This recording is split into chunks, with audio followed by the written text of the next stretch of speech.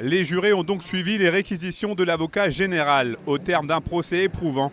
Hicham Abderraouf, un ressortissant algérien de 28 ans, a été reconnu coupable par la cour d'assises de la Savoie d'avoir, le 20 janvier 2019, mis le feu de manière volontaire à l'Isba, un immeuble abritant des saisonniers à Courchevel. Ce mardi 27 mai 2025, après un délibéré de plus de 6 heures, il était 19h20, quand le président Yves Le Bidault lui a signifié sa condamnation à la réclusion criminelle à perpétuité. Et pour les nombreuses parties civiles, ce verdict est avant tout un soulagement.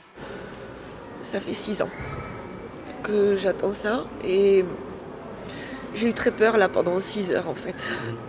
Je ne pensais pas qu'il prendrait ça, perpétuité. Il a pris perpétuité. Donc oui, je suis heureuse. C'est des larmes de joie, ça se voit pas. On a toujours le doute de savoir si les jurés et la cour vont être sensibles à tout ce qui a été dit durant plus d'une semaine ou pas. Mais là, on a la preuve que oui, et ça fait du bien. On est satisfait parce que réellement, non seulement sa culpabilité est incontestable, mais je dirais qu'au niveau de la peine, évidemment, elle est à la hauteur des crimes. À l'époque, cet incendie avait fait plus de 25 blessés et avait causé la mort de 2 personnes.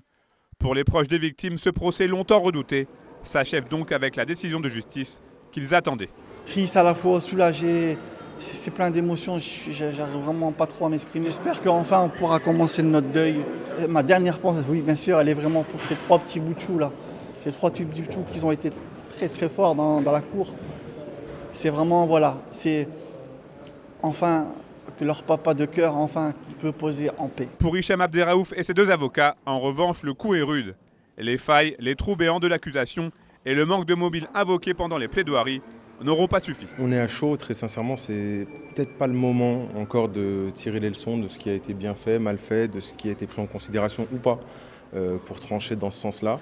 Je pense qu'il faut prendre le recul nécessaire, regarder calmement, paisiblement les 10 jours qui viennent de s'écouler, lire la feuille de motivation qui va nous être transmise par la cour d'assises et puis à ce moment-là, peut-être qu'on pourra apporter des réponses sur ce point-là. Nécessairement abattu par une telle décision avec une peine d'ampleur, vertigineuse j'ai envie de dire.